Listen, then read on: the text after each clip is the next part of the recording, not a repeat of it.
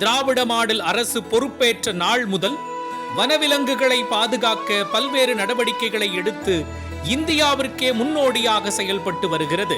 இந்தியாவின் முதல் கடற்பசு காப்பகம், இந்தியாவின் முதல் தேவாங்கு சரணாலயம், தந்தை பெரியார் வனவிலங்கு சரணாலயம், தனுஷ்கோடி பூனாரை பறவைகள் சரணாலயம், இப்படி பல சரணாலயங்களை உருவாக்கி வனவிலங்குகளை பாதுகாப்பதில் கவனம் செலுத்தி வருகிறார் முதலமைச்சர் மு.க. ஸ்டாலின். யானைகளின் வழித்தடங்களை AI தொழில்நுட்பங்கள் மூலம் கண்காணித்து ரயில் விபத்தில் யானைகள் சிக்காமல் தடுத்து மாபெரும் சாதனை படைத்துள்ளது திராவிட மாடல் அரசு.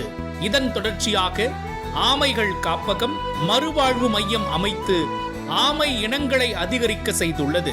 திராவிட மாடல் அரசு 2022ஆம் ஆண்டு மார்ச் மாதம் தமிழ்நாடு சதுப்பு நில இயக்கத்தை தொடங்கி தமிழ்நாட்டில் ராம்சர் தளங்களின் எண்ணிக்கை 20ஆக அதிகரித்து 2022ஆம் ஆண்டு டிசம்பர் மாதம் தமிழ்நாடு காலநிலை மாற்ற இயக்கத்தை தொடங்கி இயற்கை வளங்களை நிலையான மற்றும் சமச்சீர் பயன்பாட்டில் வைக்க ஏற்பாடு செய்துள்ளது. இது மட்டுமில்லாமல் 2023ஆம் ஆண்டு அக்டோபர் மாதம் நீலகிரி வரையாடு பாதுகாப்பு திட்டம் மூலம் வரையாடுகளின் எண்ணிக்கையை அதிகரித்துள்ளது. 2024ஆம் ஆண்டு ஜனவரி மாதம் நெய்தல் மீட்சி இயக்கத்தை தொடங்கி கடல்சார் உயிரியல் பன்முகத்தன்மையை பாதுகாத்து வருகிறது.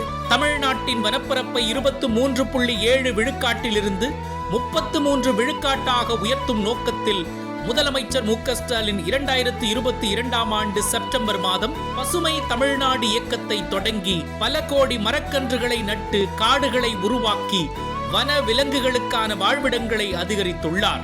இப்படி முதலமைச்சர் மு.க. ஸ்டாலின் அவர்களின் தலைமையிலான திராவிட மாடல் அரசு சமூக நீதிக்கான அரசாக மட்டுமின்றி சூழலியல் நீதிக்கான அரசாகவும் செயல்பட்டு வருகிறது.